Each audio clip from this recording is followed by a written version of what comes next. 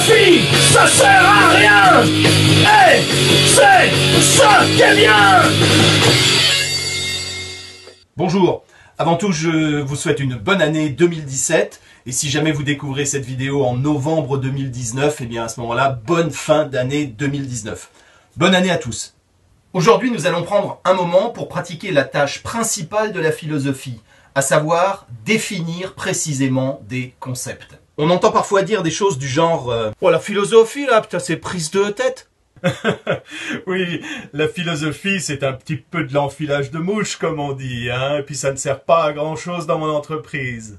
Et oui, la philosophie c'est nécessairement un peu prise de tête, parce que la philosophie veut justement éviter de dire n'importe quoi. Du coup, elle est nécessairement un peu compliquée, elle est précise, elle est exigeante, et elle vous emmerde. La philosophie, c'est l'exacte antithèse de ça. I love this company. Yes! Tout le travail de la philosophie, c'est l'inverse du hurlement et du slogan vide de sens. La philosophie essaye de s'approcher autant que faire se peut d'une certaine vérité. Et en ce sens, à sa manière, elle essaye toujours de lutter contre l'ignorance et la connerie. Et justement, ce sont ces deux notions sur lesquelles nous allons nous attarder aujourd'hui. J'en ajoute une troisième, l'idiotie.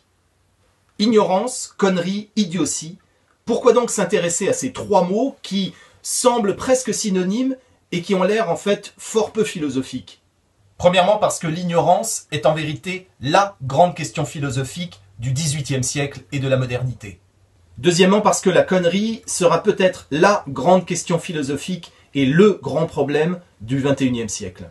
Troisièmement, l'idiotie, parce que l'idiotie me semble constituer paradoxalement un moyen de résistance face à la menace très inquiétante de la connerie. And he calls me a jackass. He's a jackass. Pour être tout à fait sincère avec vous, j'évoque ici la notion d'idiotie également parce que je viens de publier avec mon ami Sébastien Lecordier le manuel du film idiot chez les très sympathiques éditions Rossolis. Je fais très vite. En trois mots, il s'agit d'une sorte de manifeste pour un cinéma punk qui est génialement mis en forme par le graphiste Marek Zelinski et qui est accompagné d'un DVD du long métrage Coup de bordure à Bitterfeld que nous avons réalisé Sébastien Lecordier et moi-même. Il s'agit du premier film idiot de l'histoire du cinéma qui parle de la vie, de la mort, de l'amour, du cyclisme, de Verdun, du mouvement Dada et de plein d'autres choses. Mais ces vidéos de philosophie ne sont pas là pour faire de la pub. C'est pourquoi je vais simplement m'arrêter pour vous laisser 2 minutes pour aller commander en ligne le merveilleux manuel du film idiot et son fantastique DVD. Je vous attends là, je ne bouge pas, 2 minutes, je vous laisse faire, c'est parti.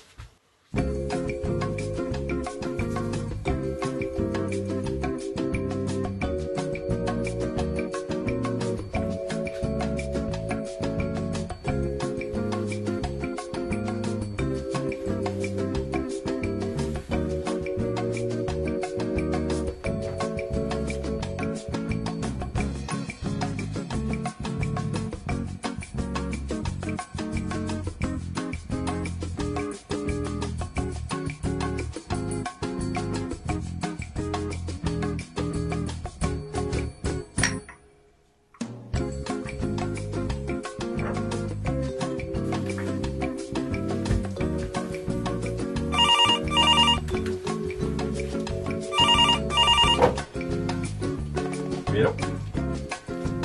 Ouais, salut Sam. Non, tu me déranges pas, j'étais justement en train de parler dans une vidéo de philo de notre manuel du film idiot et je suis juste en pause, mais il reste encore 1 minute ou quelque chose de ce genre, pour laisser les gens aller acheter le manuel du film idiot. Voilà, ouais. Bah oui, tu sais comment sont les gens, ils veulent des vidéos gratuites, toi tu te passes 2 jours à écrire, 3 jours à filmer et tout ça, et puis tu gagnes rien, et donc tout le monde est habitué maintenant à ce que les choses soient gratuites. Du coup, je leur ai demandé d'acheter le manuel du film vidéo, voilà, comme participation à la production des vidéos. Ouais. En revanche, je peux t'appeler un peu plus tard, ouais, parce que là ça va reprendre, du coup en fin d'après-midi. Ok, ça marche. Salut, à tout à l'heure, ciao.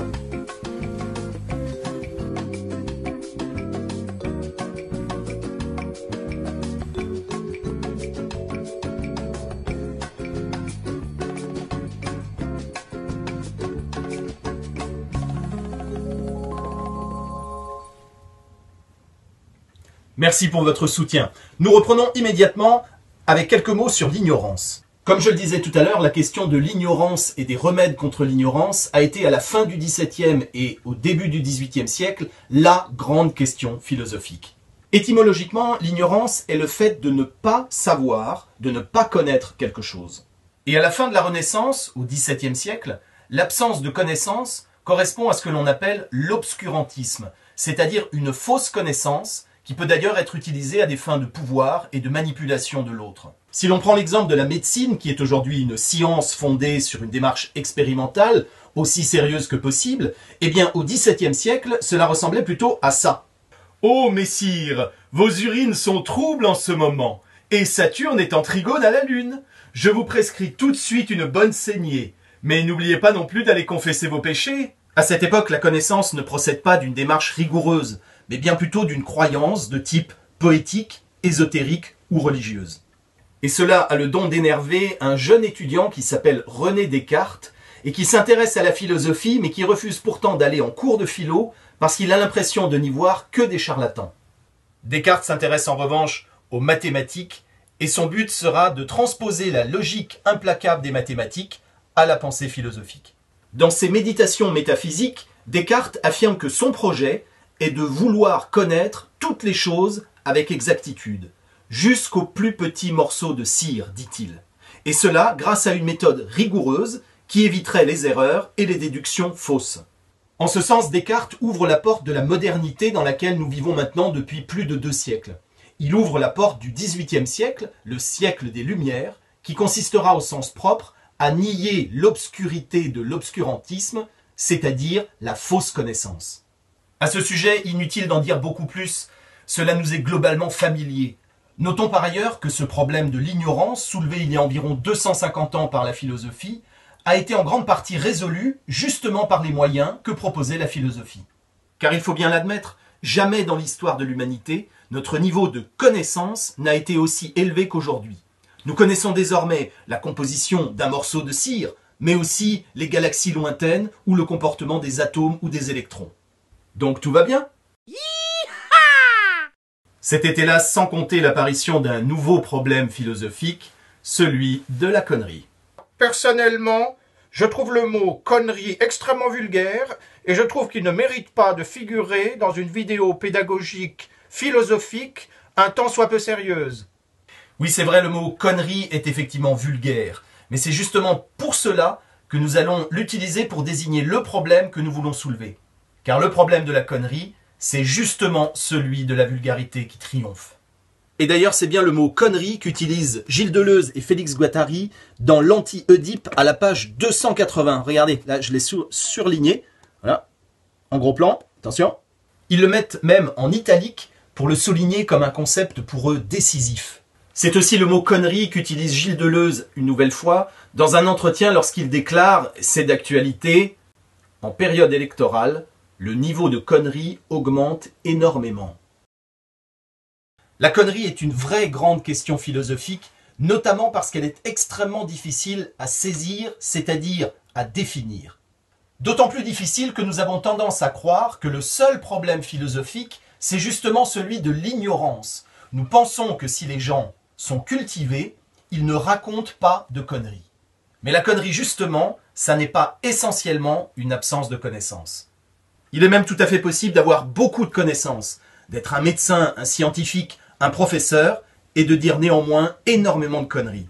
Bien avant notre époque, un certain Socrate a déjà indirectement évoqué ce problème. Dans l'apologie de Socrate, je m'enlève, voilà, Platon nous raconte que son maître, Socrate donc, a rendu visite à diverses personnes dans la ville d'Athènes. Après ces rencontres avec des gens parfois brillants, Socrate constate que la plupart d'entre eux en savent plus que lui dans leur domaine de compétences. Mais pourtant, il constate aussi qu'ils disent dans d'autres domaines de la vie énormément de bêtises, on va dire. Cela amène Socrate à l'une de ses formules les plus célèbres. « Je ne sais qu'une chose, c'est que je ne sais rien. » Et il ajoute une autre chose. « Il me semble donc qu'en cela, du moins, je suis un peu plus sage, que je ne crois pas savoir ce que je ne sais point. » Et nous touchons ici du doigt le vrai problème de la connerie.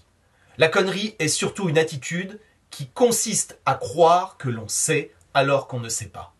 Le vrai adepte de la connerie, celui qui est vraiment inquiétant et dangereux, ce n'est pas celui qui ne sait pas, c'est celui qui ignore qu'il ne sait pas. Lui nous prépare vraiment un enfer.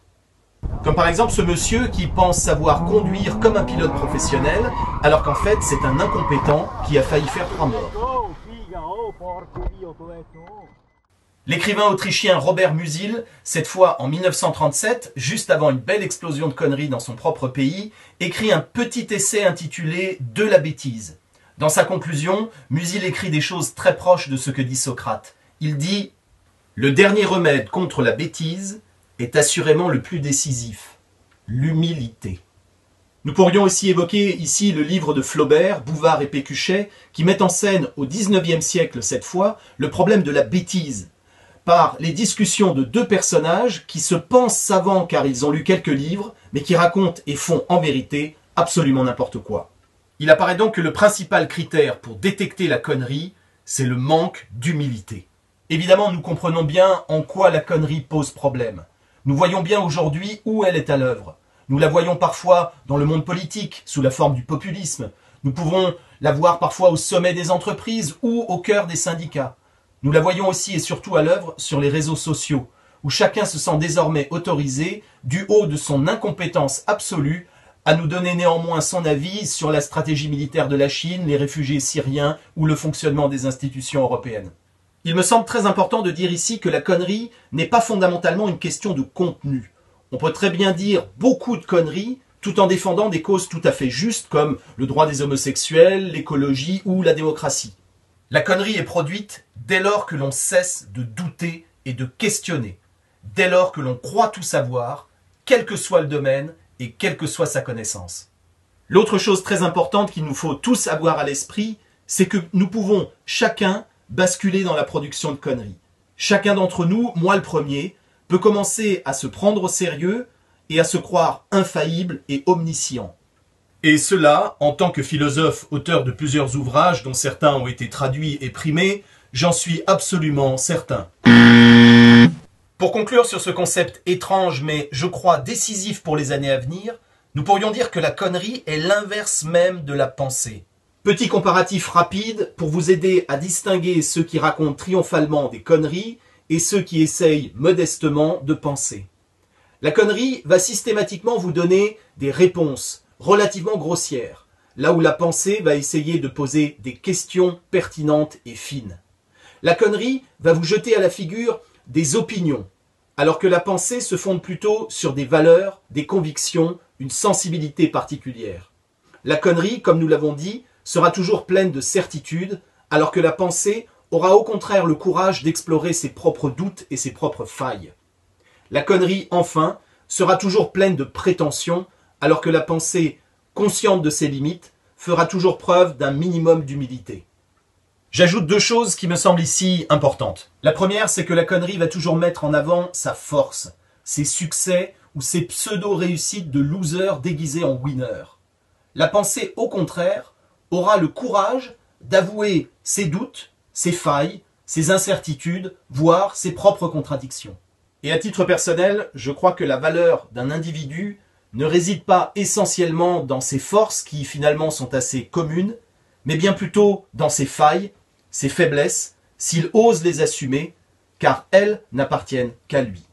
Deuxièmement, et pour finir, la connerie recèle toujours une part de déshumanisation. La connerie perd un contact avec ce qui est le plus essentiel dans l'homme, à savoir la vie elle-même, en contrepoint la mort, et je dirais peut-être l'amour. La pensée, quant à elle, ne s'intéressera qu'à ce qui est le plus essentiel et le plus humain, fût-ce maladroitement, même si cette recherche doit la mener vers des questions insolubles et tragiques. Et l'idiot là-dedans ? Pour nous, l'idiot dont nous faisons l'éloge n'est évidemment pas celui qui souffre médicalement d'idiotie, c'est-à-dire d'une grave dégénérescence mentale et physique. L'idiot dont je voudrais vous parler ressemble plutôt au très sympathique idiot du village, interprété par John Cleese dans l'épisode 20 du Monty Python Flying Circus. Well, I may be an idiot, but I'm no fool. À certains égards, notre idiot peut également faire penser à l'idiot de Dostoïevski, mais il ressemble peut-être surtout aux idiots du film de Lars von Trier, Les Idiots.